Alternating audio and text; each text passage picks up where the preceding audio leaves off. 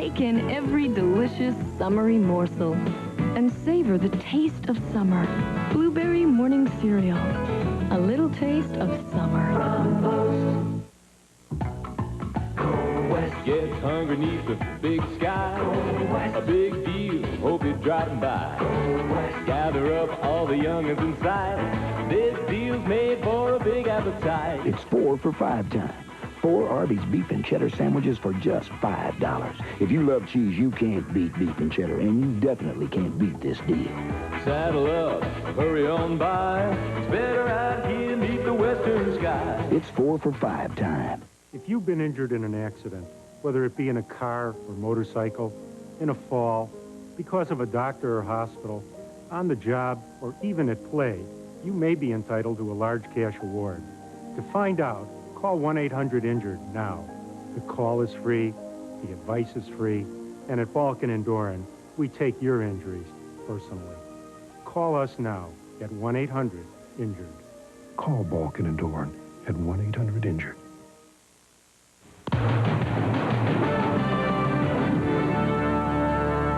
What was going on between Christy Brinkley and her latest husband in a moment. But first, what's on tomorrow's Inside Edition? She told quite a story. Her parents died in a car wreck. She lost her hearing. Despite it all, she almost became a beauty queen. Too bad her story was a prize-winning pack of lies. Next, Inside Edition, a con woman in heels walks a runway of deceit. Also, she claims her jailed father is innocent. And look how far she went to plead his case. Chains herself to a pipe and sits there for 7 hours. Did it work? That's next time. And finally, it was just 7 months ago that Christy Brinkley and developer Rick Taubman were married. Just 7 weeks ago that their little boy was born. But it may be that love's got nothing to do with it. As Cindy Hahn tells us, this breakup appears to be about money. Yesterday, the uptown girl, Christy Brinkley, startled the world when in one short statement, her mile-high marriage to Colorado developer Rick Taubman came crashing down. Now, New York Daily News columnist George Rush reports that sources have told him that it could be Taubman's borrowing habits which caused the breakup. It's claimed by sources close to Christy that she found out that Rick was not as rich as she thought he was, that he even borrowed money from her, large amounts of it. Taubman's attorney vehemently denies those claims. Rick's lawyer insists he never borrowed any money. There is no debt. But according to these documents obtained today by Inside Edition, Taubman's sister filed a $300,000 breach of contract lawsuit against him in regards to a loan. Looks like Rick Taubman's finances will be under a powerful microscope soon. Sources tell us this could be a very messy divorce. And that's Inside Edition for today. Thank you for watching. I'm Deborah Norville. We'll see you again tomorrow.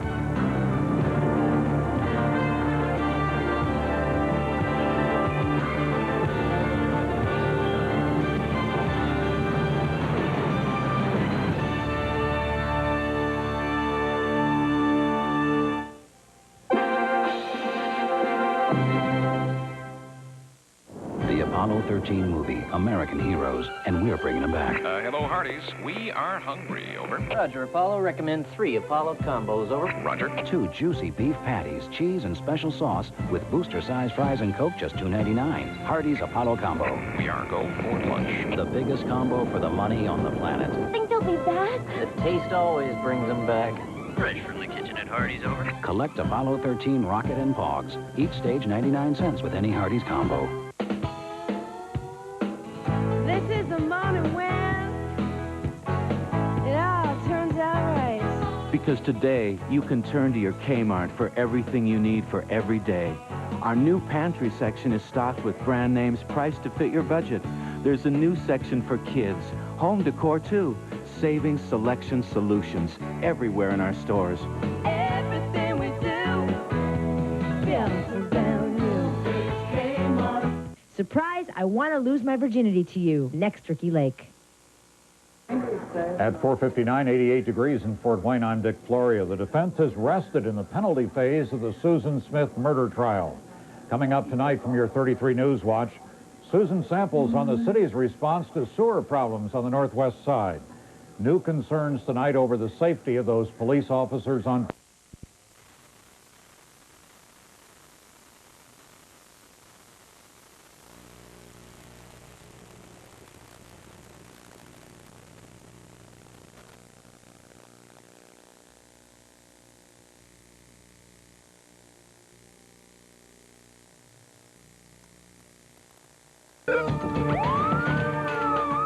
Introducing the TL series from Acura.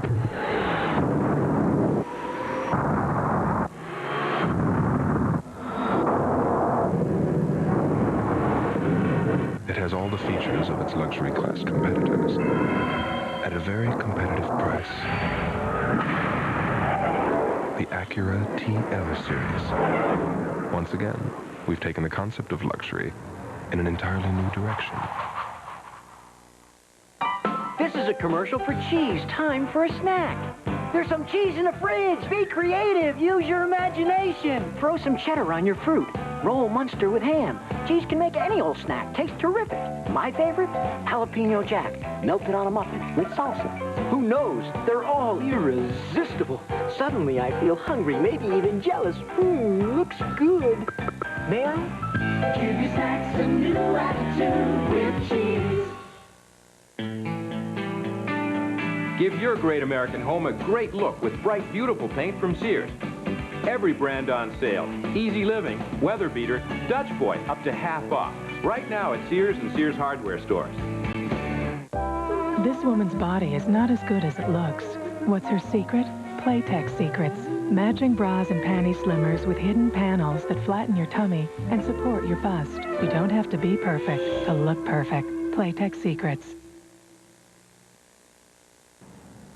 Tomorrow night, an ABC News special, Peter Jennings reporting Hiroshima, why the bomb was dropped. Here's a preview. I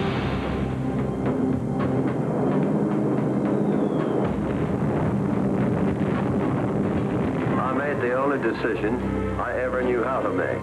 I did what I thought was right. 50 years ago, the United States dropped the atomic bomb on Japan. To this day, Americans know very little about how that decision was reached. It's been justified ever since as something that saved American lives. Did it shorten the war? Did it save American lives?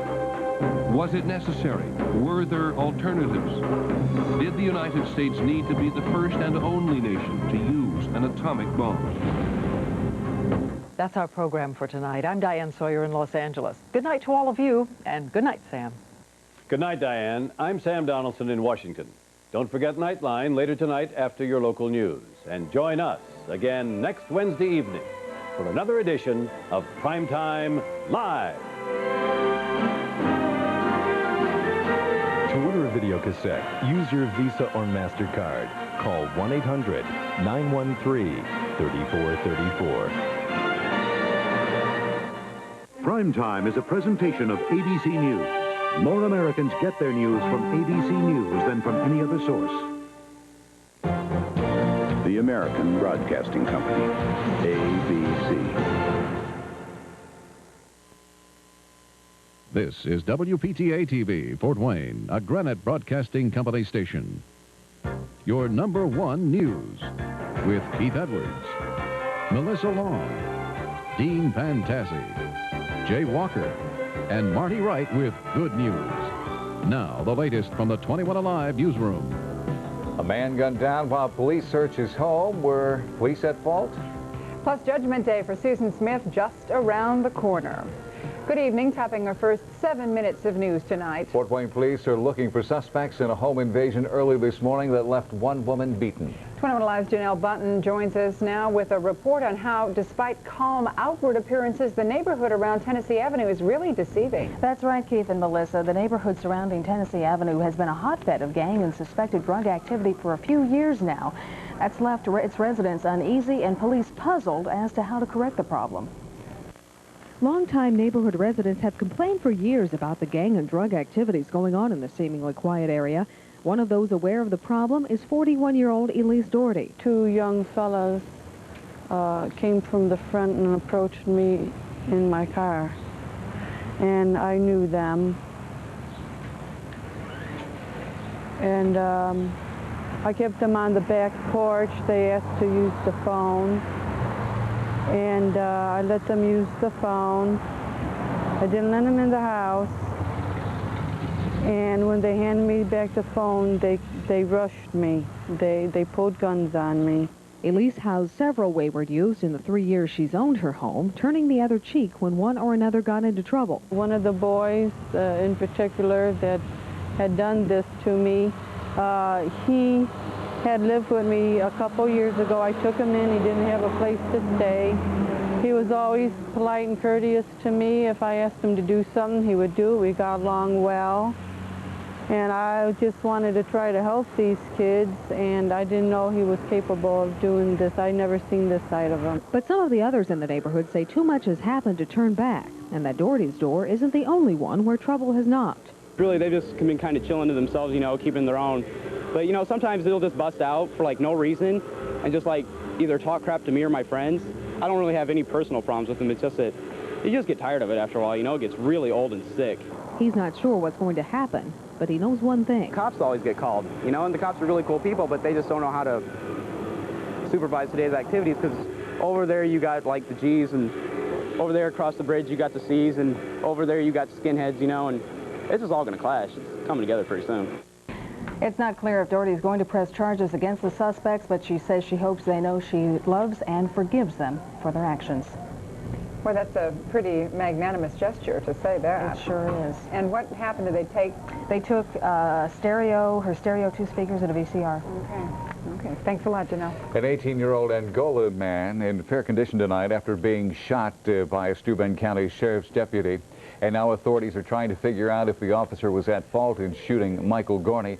Angola and county deputies went to 313 West Felicity to search for stolen property, but after breaking down the door, Officer Brad Durham fired a shot. Police believe it was accidental after the door swung back at them. The sheriff's deputies started to go through the front door. As they did, apparently the door swung back. Now, whether that was from them kicking it and it bouncing back and striking them, or if somebody was inside pushing it, we're still trying to make that determination. Indiana State Police say stolen property was recovered from the home. The investigation continues. A victim of a hit and run last week in Fort Wayne has died, and tonight police need your help in finding the suspect. 3-year-old Argentry Montgomery of Fort Wayne died this morning from injuries she received in the accident at Warsaw and LaSalle Friday night. Police say the vehicle that sped off is a smaller white car driven by a male and was last seen speeding away westbound on LaSalle.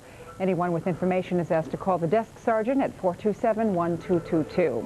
A one-car accident in Whitley County leaves one person dead, another in the hospital. It all happened about 4:30 this afternoon at the intersection of County Roads 400 North and 350 West. Police say a car driven by Linda Kreider of Columbia City was speeding down the road when Kreider lost control. It rolled over several times, throwing 2 people from the vehicle. 13-year-old Timothy Kreider was killed. 12-year-old Dean Slagle is in a condition that's not known. Neither were wearing seatbelts. Well, the fate of Susan Smith deliberated by a jury as early as tomorrow. That story begins our look at America tonight. The South Carolina judge says the defense needs only one more day to wrap up its case in the sentencing phase. Earlier the day, a social worker testified how the suicide of Susan Smith's father really affected Smith's life. Also on the stand, Susan Smith's brother. He says he can't understand why his sister killed her 2 sons. An FBI chemist accused of bias against O.J. Simpson says he was just trying to be more truthful. The turnaround in the demeanor of Roger Marz came after he answered a series of questions indicating that evidence bloodstains were consistent with the presence of a chemical preservative used in the police crime lab. The preservative is a key to the defense theory that Simpson was framed by police. After conferring with the prosecution, Marz declared the blood had not been preserved. Some good news out of the Oklahoma bombing tonight. This is 3-year-old Brandon Denny, and today he was released from the hospital. Denny suffered massive head injuries in the April 19th bombing of the Oklahoma City Federal Building. He can't talk or walk on his own, but his parents feel lucky that he's alive. It is a world leader in orthopedics manufacturing. 20 Live's Marty Wright tells us the good news about DePuy Corporation in Warsaw. Keith and Melissa, did you know that DePuy Corporation in Warsaw is the world's first orthopedic company and the world leader in the manufacture of hip replacement implants? And yes, the company began 100 years ago in Warsaw, Indiana. How did they know it would turn into a multi-billion-dollar corporation, earning the city of Warsaw the title of Orthopedics Capital of the World? Because orthopedics deals with bones and joints and the musculoskeletal system, that's an area that traumatic injuries and disease of the bones and joints have always been around. And also because people are living longer now, the elderly are all affected by arthritis. And so that's really the emphasis of our product line is total joint replacement, although we're a full-line company. DePuy Corporation employs more than 800 people in Warsaw, and officials say it's the people that are their most precious asset. We've, for 100 years, never had a layoff. And so the people are very important to the products we make and the development programs we have ongoing, and just the kind of culture that we have put together here. It's different than a lot of places. It's a small company that's now grown to be quite large. And now DePuy, in conjunction with Purdue University, is moving into the area of biomedical research, using, of all things, pig intestines. The idea is that once inserted into the body, the pig intestines may help reconstruct a variety of damaged tissues, such as torn ligaments or tendons. The research is underway, and clinical trials are scheduled for 1996. So now DePuy moves into yet another